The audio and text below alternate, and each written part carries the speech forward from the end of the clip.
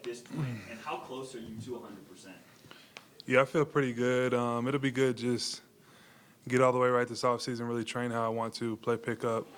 And, next game, there's a game I'll be able to play. So I don't know if, like a percentage. I feel good, though.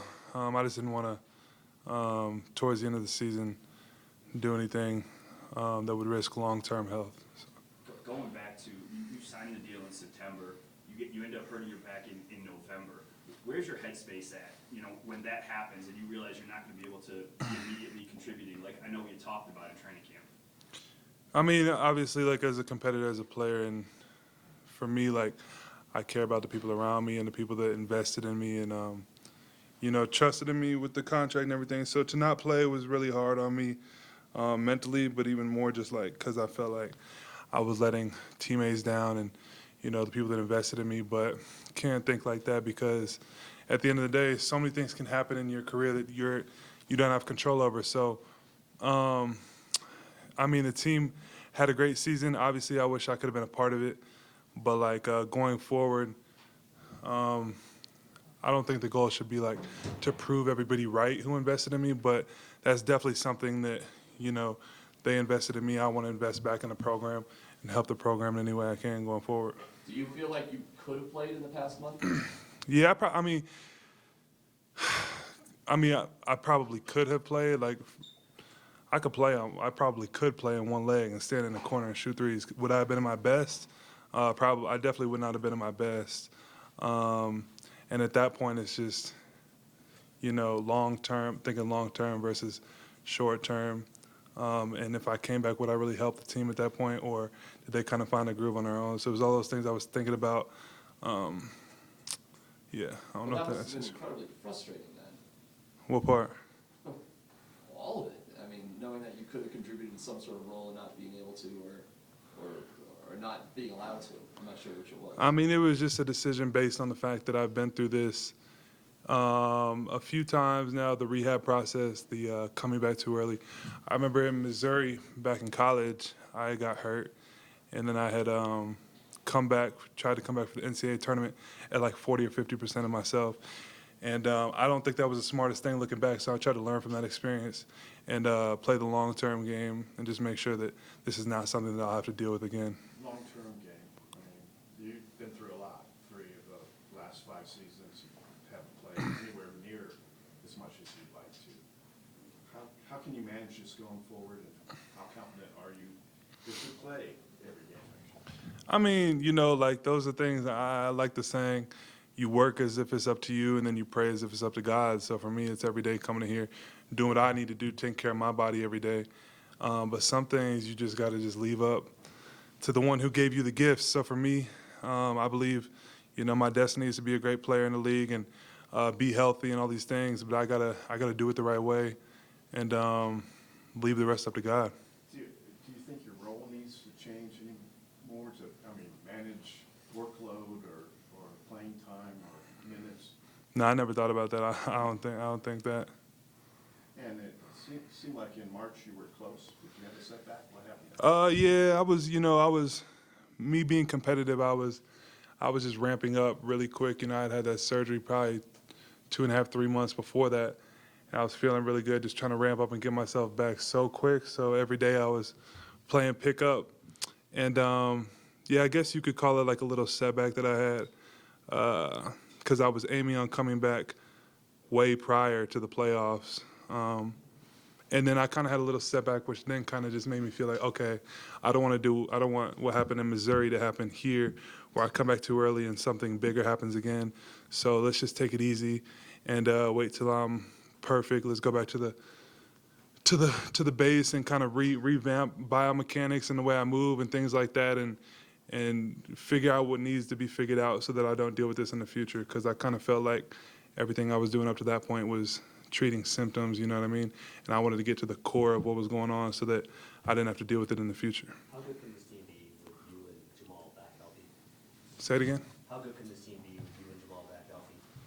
I think everybody knows, how good this team can be. In my opinion, we could be the best team in the NBA when we have everybody healthy. But it's a long season and things happen. You know, the teams that are all the way healthy come playoff time are very lucky. Like the Warriors, they got very lucky at the right time because they didn't play together a whole lot leading up to that point, and then they got fully healthy, except for I think James Wiseman. So, I mean, the goal is to be healthy, but I think when we are healthy, I think that we can be the best team in the NBA, and I think that we have championship in our future for sure. That's the goal. Unfortunately, you've been through this before. Was anything different for you this time in terms of how you used this time away from the court, what you saw or learned from being, that sideline perspective? Yeah, I mean, I think you learn from your experience. So one of the reasons I didn't try to force it and come back late season is because I've been through this before, and I didn't want to repeat the same mistake and come back too early. And so that's the biggest thing that I took away from the previous time that I had to go through that rehab process.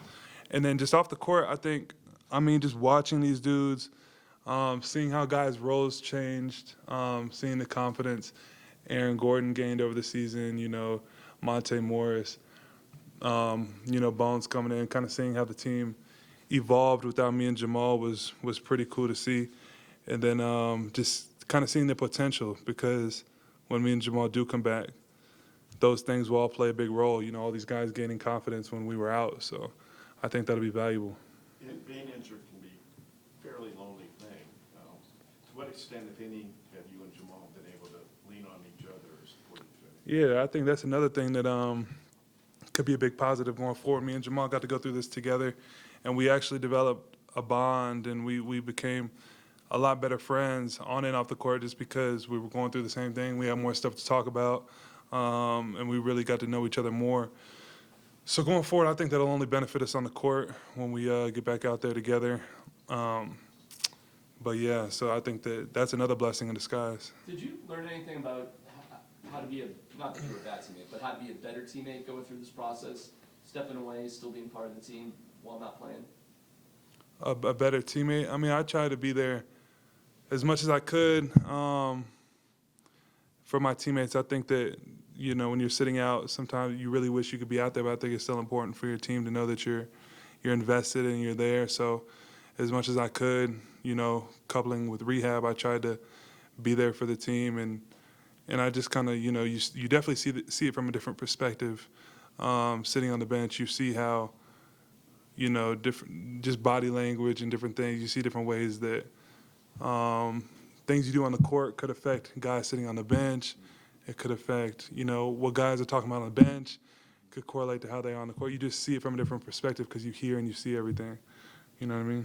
Michael, what does the offseason look like for you? Just really just focusing on just getting all the way right so that, like I said, there's no issues. And now I get to take my time, take it day by day, and just keep working so that come next season I'm the player that, I want to be. I envision myself, and the player that can help this team, be at its best. So I'll go back home with my family for most of it, and just stay super locked in a quiet place back home and just focus there.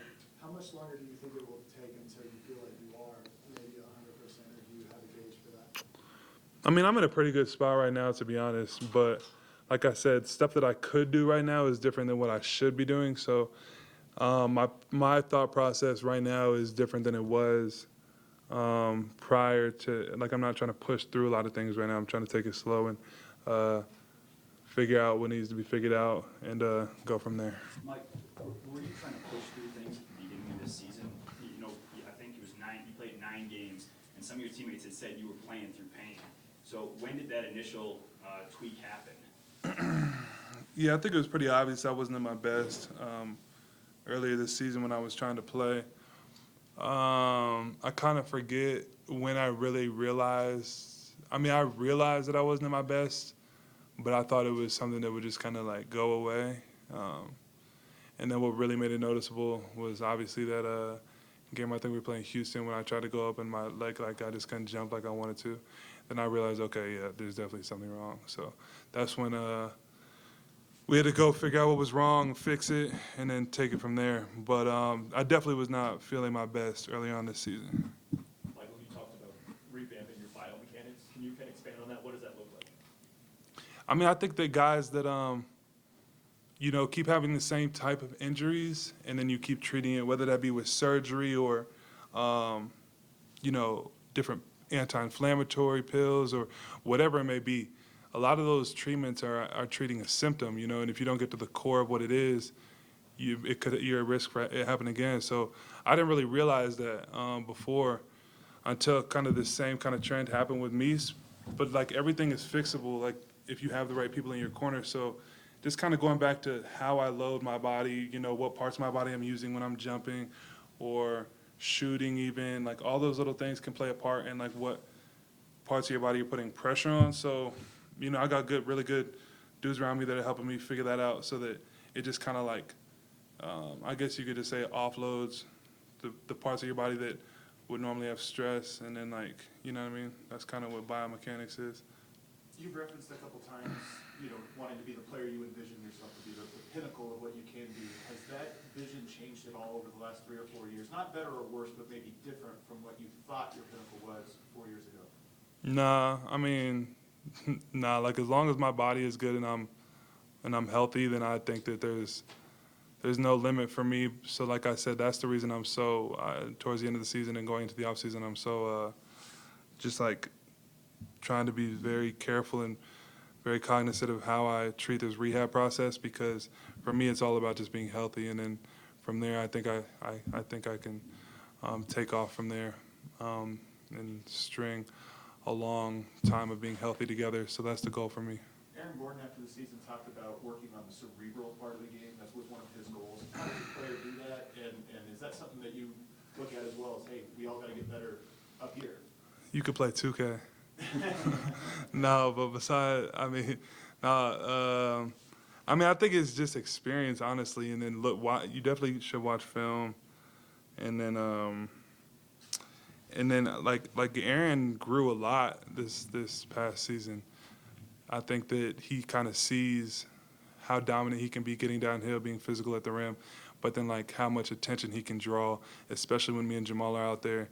Like there won't be a lot of answers for him because, guys aren't helping off me or Jamal. So I think Aaron can kind of like, I think he adapted his role really well for this season, and I think he can do that same thing going forward. But in the offseason, I think it's just a lot of film work. It's tedious, and a lot of guys don't really like to do it, but I think film is a big part of getting better cerebrally. Mike, you got to watch the Warriors over the course of this playoff series, and you worked out with Steph back in the offseason. What are some things you think you've learned from just their style of play and the amount of ball movement that they have, and is that something that you guys can apply? Yeah, I think one thing that makes them so great is those guys have played together for years and years, so they know how to play together, and just I really thought that was cool how, man, they've been doing this for so long, and when they all got back on the court together, it seemed like they didn't miss a beat. And then just seeing how you can't really rattle those guys, if they miss a shot or they make a turnover, it's like they're right back on defense, kind of forgetting the play before. And that's like what championship teams do, because I think a lot of young teams and things like that, they let their mistakes kind of, go forward into the next plays. And I think that in the playoffs, just watching, we did that at times. Things would happen, we'd make turnovers, and then we don't get back on defense, and the next thing Klay Thompson's hitting a three. But I think they do a really good job of just being mature about their mistakes, and that's one thing that I took from them, because when I'm not making shots, sometimes I can just, not play as hard on defense or not rebound the ball, but just seeing how those guys just are in the moment at all times is, I think, what makes them really, really good. What do you think were some of the best moments for this team? You had a heck of a viewpoint of it. So what were some of the highlights? What stood out to you as some of the bigger positives? I mean, man, we made the playoffs without me and Jamal. Like, I don't think anybody, when we were out for the season, like, I think that people knew we could, but like the expectations were definitely lower. And so the way that those guys adopted new roles was awesome to see. And then I think Bones was definitely a bright spot for the team, just seeing how he kind of evolved and got better over the year. Super exciting, good kid.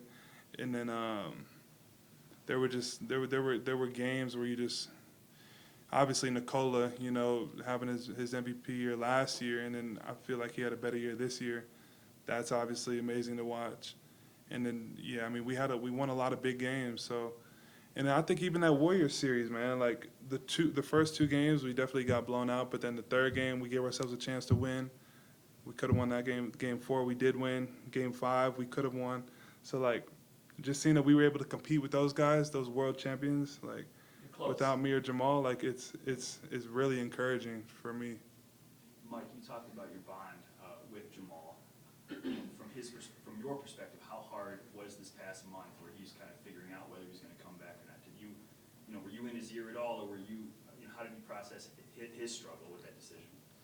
I mean, we would talk about it, but I mean, our message to each other was the same. Like, we're not rushing back because we see it as hard as it is in the moment. As hard as much as you want to be there for you guys, we're trying to like see like down the line and what we would mean to this team. And he just wasn't ready. I don't know if physically or mentally. Like he just didn't feel like he wanted to be out there. So I don't think it was right for anybody to try to push him to that. You know what I mean?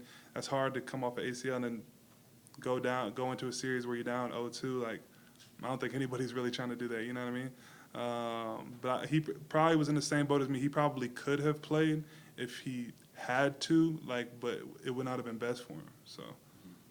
Do you feel that you and Jamal were always on the same page with the organization in terms of those decisions? Yeah, and the organization is amazing, man. Like, I haven't been a part of another program, so I don't know what other programs operate like, but like here, the way that they just gave us our space and our time and encouraged us and just didn't rush us, it was really dope. And like I see, like me and IT are real close, and like you think of like his story and kind of what happened with him, and they shot him up with all these cortisone shots, and he tried to come back and play for the playoffs, and that injury that he's dealing with, that he's dealt with this whole time, is part and due to that. So like you look at those things and how our organization was and how they didn't put any type of pressure on us, and it's just, I think that we got a really special organization. Mike, you've talked a lot about being patient with yourself through the physical part of this rehab process, but like, where's your head at, and how do you manage kind of maybe the doubt or the noise or getting through this summer and coming back from this injury and being ready to go in the fall? I mean, you definitely got to try to block it out. I mean, you guys know I'm not really on social media too much, but like, I just don't, like I've just, to me, I just don't really let it get to me. I don't look at a lot of stuff. I don't hear a lot of stuff. And then I just have the people in my corner that encourage me. But it is tough. Like, there are days where you're just really down and you just really want to be out there, and it's hard going and sitting on the bench for every game when you can't be out there. So I'm not going to act like it's not hard, but like stuff doesn't last, you know what I mean? There'll be good times in the future where I'm thriving. So in the bad times, I just try to learn as much as I can. Thank you. All right. Good to see Thanks, you. guys.